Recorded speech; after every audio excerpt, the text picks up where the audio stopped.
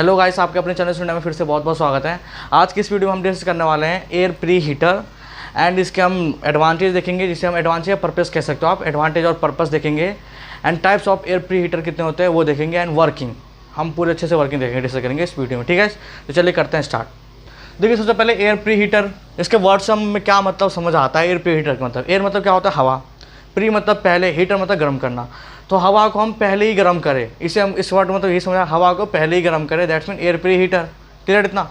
अब आते एक प्रॉपर डेफिनेशन मैंने यहाँ लिख रखा है कि air preheater that's mean APH, short form में कहेंगे APH, is any device design to heat air before another process, example में combustion in boiler, with the primary objective of increasing the thermal efficiency of the process. तो यहाँ पे बोला गया है कि एयर प्री हीटर वो है एक ऐसी डिवाइस जो डिजाइन किया गया है कि जैसे हमारे पास कोई कंबशन हो रहा है, बॉयलर में कंबशन प्रोसेस हो रहा है, उससे पहले हम हवा जो देंगे कंबशन के लिए। आपको पता है कंबशन के लिए क्या क्या चीज़ ज़रूरत होता है हमारे लिए। कंबशन के लिए ऑक्सीजन बहुत इंपॉर्टेंट होता है, हवा ऑक्सीजन चाहिए हो चाहिए, एक फ्यूल है और एक ऑक्सीजन नहीं होगा तो हमारे पास कंबशन नहीं होगा। तो कंबशन हमारा ऑक्सीजन चाहिए था, ऑक्सीजन कैसे भेजेंगे? हवा के थ्रू। तो यहाँ पर क्या करें, हवा के थ्रू जब कंबशन भेजेंगे तो हम हीट, हवा को गर्म करके भेजेंगे। तो इसी को कह रहे हैं हम एयर प्री हीटर, मतलब कंबशन के लिए जाएगा हवा लेकिन गर्म हवा जाएगा। अब इसके एडवांटेज कैसे हो जाते हैं तो मैं आपको बताऊंगा आगे। और देखिए इसमें क्या होता है कि हम जैसे हमारे पास फर्नेस है, फर्नेस में हम ठंडा हवा डालेंगे ना, तो ठंडा हवा डालेंगे तो हमारे एफिशिएंसी हो जाती है, जो एफिशिएंसी है थर्मल एफिशिएंसी, वो हमारे उतना अच्छा नहीं होता, क्योंकि ठंडा हवा भेजेंगे तो हमारा फ्यूल बर्न होगा। तो ठंडा हवा का उसे अपने में हीट सक करेगा। अब मुझे तो हीट चाहिए, बाहर निकालना है, तो हीट सक कर लेगा, तो हवा ही अपने आप को गर्म करने में हीट सक करेगा, तो वो तो मेरा थर्मल एफिशिएंसी डिक्रीज कर देगा, एफिशिएंसी जो हमारी डिक्रीज हो जाएगी। इसलिए मैं जब गर्म हवा भेजूंगा तो क्या करेगा, वो ऑक्सीजन कंबशन प्रोसेस भी करेगा और हीट को एब्जॉर्ब भी नहीं करेगा अपने अंदर, और वो ऐसा करेगा कि लो ग्रेड फ्यूल होंगे ना हमारे पास, उसे भी गर्म कर देगा।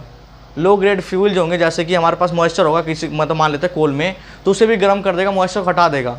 तो हमारे लिए बहुत अच्छा होता है हमारा एयर प्री हीटर लगाने से। एफिशिएंसी जो होता है हमारा थर्मल पावर प्लांट का बढ़ जाता है, ओवरऑल भी हमारा एफिशिएंसी बढ़ जाता है। 20% हम जब मतलब 20% हम इंक्रीमेंट करेंगे किसी भी डिग्री में टेम्परेचर में, तो हमारा 1% एफिशिएंसी बढ़ जाता है। अब देखिए हमारा APH लगा कहाँ होता है हमारे पावर प्लांट में। आपने इकोनोमाइज़र का नाम सुना होगा, इकोनोमाइज़र और चिमनी का नाम सुना ही है। तो इन दोनों के बीच में जो होता है ना, बीच में, इन दोनों के बीच में वो हमारा होता है APH। APH क्या करता है, इकोनाइजर का फ्लू गैसेस जो होता है ना, फ्लू गैसेस, उसका हीट लेता है अपने में, फ्लू गैसेस का हीट लेता है और उसको फिर बाहर निकाल देता है, और बाहर निकालने के बाद चिमनी में भेज देता है। तो APH हमारा कहाँ आ गया, इकोनाइजर और चिमनी के बीच में लग जाता है। ठीक है, क्लियर है, ओके। अब देखते हैं हम इसका वर्किंग देख लेते हैं। तो यहाँ मैंने बना रखा है टेबुलर टाइप APH, उसके थ्रू हम इस APH का वर्किंग देखेंगे। क्लियर, तो धीरे वर्किंग स्टार्ट करता हूँ। तो देखिए वर्किंग में क्या है, यहाँ पे मैं देखिए मैं फ्लू गैसेस को रेड मार्कर से रिप्रेजेंट करूँगा, और जो हम हवा को गर्म कर रहे हैं चिमनी या फर्नेस में डालने के लिए, उसे मैं ग्रीन मार्कर से। ठीक है गाइस, तो देखिए रेड मार्कर से यहाँ से मेरा फ्लू गैस एंटर किया। कहाँ से? फ्लू गैस, ये है फ्लू गैस का और इनलेट है फ्लू गैस का। ठीक है, यहाँ से फ्लू गैस एंटर किया। एंटर करने के बाद ये ना हमारा ट्यूब बनाया हुआ है, तो इस ट्यूब में एंटर कर जाएगा, ऐसे ट्यूब में एंटर कर गया ये सारे ट्यूब में। क्लियर है। अब ट्यूब में एंटर किया तो भाई बाहर तो निकलेगा ही कहीं ना कहीं, तो ये ट्यूब का एंड पॉइंट यहाँ पे है, तो यहाँ से बाहर निकला, सारे ट्यूब से ऐसे करके हवा जो हमारा फ्लू गैस था वो बाहर निकल गया। अब बाहर निकलने के बाद क्या होगा, ये पूरा प्रोसेस करके यहाँ से बाहर निकल जाएगा। अब देखिए यहाँ पे एक चीज़ जो मैं बता दूँगा, यहाँ पे बहुत इंटरेस्टिंग बात है। ये हमारे पास जो हमारा ये हो जाता है ना फ्लू गैस, उसका जो टेम्परेचर होता है ना अप्रॉक्सीमेट 230 डिग्री सेल्सियस टू 250 मान सकते हो आप, 250 डिग्री सेल्सियस इतने के बीच में लाई करता है। मतलब फ्लू गैस जो हमारा इकोनोमाइजर से डायरेक्ट हवा हम ऐसे बाहर भेज सकते थे, लेकिन मैंने APH लगा दिया। इससे देखिए कितना फ़ायदा होगा, मैंने लगा दिया तो यहाँ 230 डिग्री सेल्सियस 230 डिग्री सेल्सियस या 250 डिग्री सेल्सियस जो फ्लू गैसेस होंगे, हॉट एयर, वो यहाँ पे आएगा और इस ट्यूब के थ्रू पास होकर यहाँ से निकलेगा। जब निकलेगा ना, जब ये फ्लू गैस का आउटलेट जो है, आउटलेट वहाँ पे ना उसका 140 डिग्री मिनिमम, 140 डिग्री मिनिमम जो होना चाहिए हमारा, होना चाहिए 140 डिग्री मिनिमम टेम्परेचर, 140 डिग्री होना चाहिए आउटलेट पे। क्योंकि ये ना चिमनी में जब जाएगा ये एयर डायरेक्ट अब चिमनी में पास ऑन हो जाएगा। जब चिमनी में जाएगा ये, तो चिमनी में क्या करेगा, हमारा जो चिमनी होता है ना, उसमें क्या हमारे पास दो चीज़ें, एक आपने सुना होगा फैक्ट कि हॉट एयर जो हमेशा ऊपर जाते हैं और कोल्ड एयर नीचे आते हैं। तो जब हमारा 140 डिग्री हॉट नहीं होगा ना, तो हमारे जो एयर होंगे वो नीचे ही रह जाएगा, ऊपर बाहर स्काई में नहीं निकलेगा। तो मतलब क्या हो सकता है, हमारी चिमनी में बहुत ज़्यादा मतलब जो होंगे मतलब डेवलप हो जाएगा वहाँ पे, और हमारा जो गैस हमें फ्लो आउट करवाना चाहिए वो फ्लो आउट नहीं हो पाएगा। तो इसलिए हमें 140 डिग्री मिनिमम डिग्री सेल्सियस रखना चाहिए, और ये 140 से 150 हो सकता है, 170 हो सकता है, इतना हो सकता है, लेकिन 140 मिनिमम होना ही चाहिए, ये मतलब क्राइटेरिया है। ठीक है, ओके, इतना क्लियर है हमारे पास कि फ्लो गैस ट्यूब के थ्रू आ गया। अब मैंने यहाँ पे हमारा नॉर्मल जो एयर होता है, नॉर्मल एयर है, ये नॉर्मल एयर इनलेट है, इनलेट और नॉर्मल एयर जो होता है उसकी जो हमारा टेम्परेचर होता है 35 टू 45 डिग्री सेल्सियस मान सकते हैं, हाँ मान लेते हैं 35 टू 45। अब ये देखिए क्या करेगा, अब ये इधर से ऐसे फ्लो करेगा फ्लो, ये ट्यूब के साइड में फ्लो करेगा। ट्यूब रहेगा हमारा, ट्यूब में हॉट फ्लो गैसेस वो कर रहा है, यहाँ से हमारा हॉट फ्लो गैसेस जा रहा है ना गाइस, यहाँ से हॉट फ्लो गैस जा रहा है, यहाँ से हमारा इनलेट में थोड़ा कोल्ड होकर निकलेगा। अब यहाँ पे देखिए जब हॉट फ्लो गैस इस ट्यूब के अंदर जाएगा तो ट्यूब को कंडक्शन प्रोसेस से ये ट्यूब को गर्म कर देगा, कंडक्शन प्रोसेस से ट्यूब को गर्म कर देगा। ट्यूब गर्म होने के बाद क्या करेगा, जो ऊपर सराउंडिंग होगा, जो ऊपर में सराउंडिंग होंगे उसे भी गर्म करेगा, वो हीट अपने में लेगा। तो ऊपर में मेरा कौन सा एयर जा रहा है, ट्यूब के ऊपर से मेरा कोल्ड एयर जा रहा है, नॉर्मल एयर, वो अब हीट को एब्जॉर्ब करना शुरू करेगा, हीट को एब्जॉर्ब करेगा। अब देखिए हीट को एब्जॉर्ब करेगा तो इसके पास जाने के पाथ देखिए कैसा है, यहाँ पर ये जो हमारा है ना ये ब्लॉक है। अब ये हवा ना ऐसे करके ऐसे मतलब सॉरी ट्यूब के अंदर दिखा दिया मैंने, ये बाहर देखिए, ये ऐसे ऊपर करके यहाँ पे नहीं जाएगा, मतलब डायरेक्ट ऐसे घूम कर हवा हमारा ऐसे घूम कर ऐसे नहीं, बाहर नहीं आउटलेट नहीं लेगा। ये हमारा आउटलेट है किसका, कोल्ड एयर जो मैं डाल रहा हूँ, तो इसमें यहाँ पे हॉट एयर निकलेगा, हॉट एयर का आउटलेट है।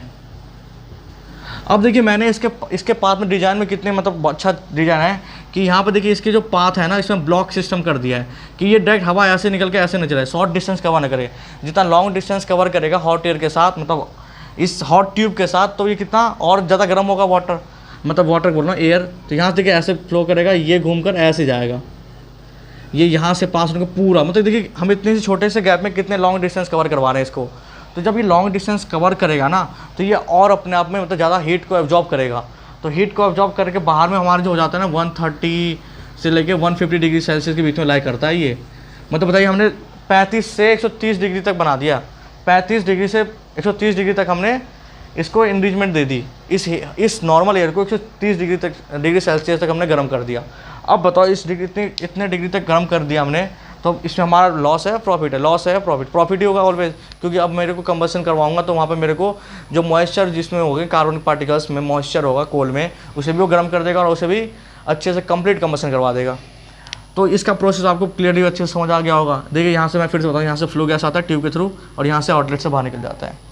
अब यहाँ से जाता है हमारा नॉर्मल एयर, फिर ये ऐसे रोटेशन करके ये हमारा ब्लॉक्स है, ब्लॉक सिस्टम है, ताकि एयर शॉर्ट डिस्टेंस कवर ना करे। जो मैं नॉर्मल एयर डाल रहा हूँ लॉन्ग मतलब ज़्यादा देर तक इस ट्यूब के अंदर रहे, हॉट एयर के साथ कांटेक्ट में रहे ताकि ज़्यादा गर्म हो, तो इसलिए वो एस शेप में जाता है। ठीक है, तो आगे चलिए आगे देखते हैं हम टाइप्स ऑफ और एडवांटेज और पर्पस ऑफ फिर वो हम देख लेते हैं एयर प्री हीटर। ठीक है, advantage and purpose of APS, यहाँ पे हम ना दोनों चीज़ में बात कर सकते हैं, एडवांटेज और पर्पस दोनों सेम ही होगा इसका। ठीक है, तो सबसे पहले एडवांटेज जो हमारा है यहाँ पे कि ओवरऑल बॉयलर एफिशिएंसी जो हमारा होता है वो 2 से 10% इंक्रीज़ कर देता है। हम जो एपीएस लगाने से हमारा क्या होता है, बॉयलर एफिशिएंसी 2 से 10% बढ़ जाते हैं। इम्प्रूव कंबशन एफिशिएंसी को बढ़ा देता है, क्योंकि हमें अब हॉट एयर दे रहे हैं हम। अब हॉट एयर जब हमारा फर्नेस में जाएगा तो क्या होगा, गैस जो हमारे मतलब कि कंबशन की जो हमारे टेम्परेचर होते हैं वो और राइज हो जाएगा। ठीक है, तो इसलिए हमारा एफिशिएंसी बढ़ जाता है। इंक्रीज एवोपरेटिव कैपेसिटी जो हमारा बॉयलर का होता है ना वो बढ़ जाता है। ब्रिंग लो ग्रेड फ्यूल, नहीं यहाँ ब्रिंग नहीं होगा, बर्निंग होगा, बर्निंग लो ग्रेड फ्यूल। अब लो ग्रेड फ्यूल जैसे हमारे पास कोई कार्बन है मतलब कोल है, वो उसमें मॉइस्चर है, तो जब मैं हॉट एयर पास ऑन करूँगा ना उसमें तो उसे भी वो अच्छे से बर्न कर देगा, क्योंकि वो हॉट एयर जाएगा तो उसके मॉइस्चर को पहले हटा देगा और फिर वो कंबशन भी कर देगा, क्योंकि उसका ऑक्सीजन भी रहेगा। ठीक है, तो इससे क्या होगा, हमारे जो लो ग्रेड फ्यूल होंगे ना जो मॉइस्चर वाले, उसे भी अच्छे से आराम से बर्न कर देगा एपीएच के से जो हमारा हॉट एयर निकलेगा। क्लियर।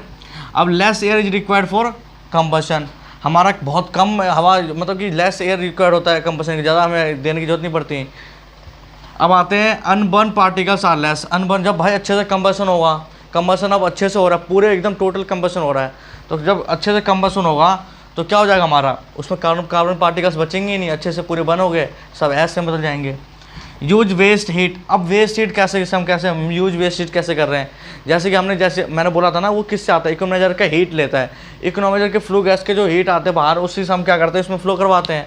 तो ये तो वेस्ट हीट आता है। अभी हम यहाँ पे APH नहीं लगाए होते तो डायरेक्ट वो ऐसे चिमनी के थ्रू हवा में पहुँच जाता वो हीट, लेकिन हमने यूज कर लिया उस हीट का, तो यही कहते हैं यूज वेस्ट हीट। क्लियर है? तो यही एडवांटेज और पर्पस है, बहुत है। और आप अभी नहीं चाहिए तो बता देना, मैं दिखा दूंगा। अब देखिए यहाँ पे टाइप्स ऑफ APH में आते हैं। टाइप्स ऑफ APH हमारे पास दो मेन टाइप्स है। एक है रिक्यूपरेटिव, एक है रीजेनरेटिव। एक ये क्या है, रिक्यूपरेटिव APH, और एक है रीजेनरेटिव APH। जो रिक्यूपरेटिव APH होता है ना हमारा, वो स्टैटिक APH कहलाता है, स्टैटिक APH होता है। और जो रीजेनरेटिव, उसमें रोटेटरी कुछ मोशन होता है, इसलिए हम इससे कहते हैं rotatory APH, air preheater APH मतलब। क्लियर है? अब देखिए अभी जो मैंने जो डायग्राम आपको डिफाइन करवाया था ना, वो मेरा इस टाइप का था, रिक्यूपरेटिव APH। तो रीजेनरेटिव का हम नेक्स्ट वीडियो में बता दूंगा मैं इसको, ठीक है, या आप कमेंट कर देना, आपको जल्दी उसे बता दूंगा फिर। तो रीजेनरेटिव APH, ठीक है, रोटेटरी होता है हमारा।